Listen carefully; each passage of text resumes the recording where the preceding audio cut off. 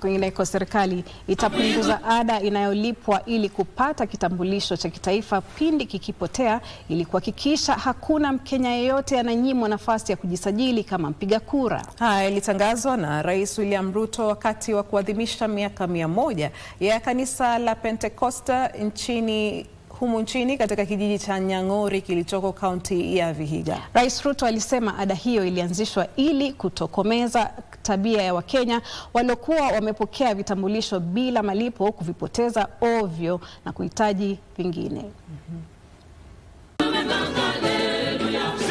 Ni katika sherehe za kuadhimisha miaka 100 ya kanisa la Pentekoste katika makao yake makuu Nyang'ori, kaunti ya Vihiga.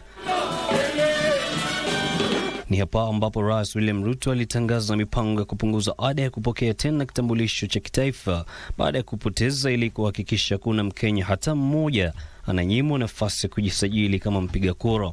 Tunataka tuhakikishe ya kwamba vijana wa taifa letu la Kenya wanapata ajira, ili tuhakikishe ya kwamba wanachangia katika kubadilisha nchi yetu na kusukuma uchumi wa taifa letu la Kenya liweze kuendelea zaidi. Na tunaomba vile mheshimiwa amesema waive fees ya IDs, tuweze kupata registration ya watu wengi ili tuweze kuregister kura, tukupigie kura. Wakati huo Rais Ruto alisema serikali itaanzisha hazina mbili muhimu ambazo ni hazina ya miundo msingi pamoja na hazina ya rasilimali za taifa, ili kuharakisha ajenda ya mageuzi ya taifa hili pamoja na kulinda mustakabali wake.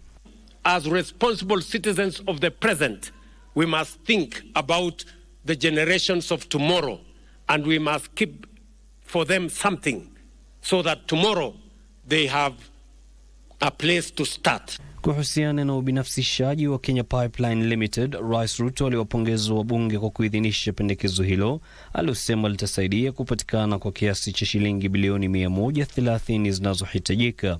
Fauka ya hayo, Rais Ruto aliwashauri wa Kenya kushirikiana ili kuhakikisha taifa hili linafikia uwezo wake.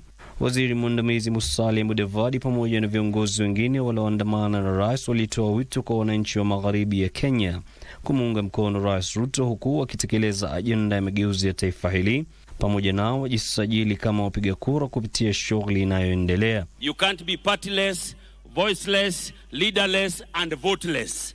Lazima tujiandikishe ili 2027 ukiwa na hiyo kadi yako ya kupiga kura, tutakwambia leader ni nani.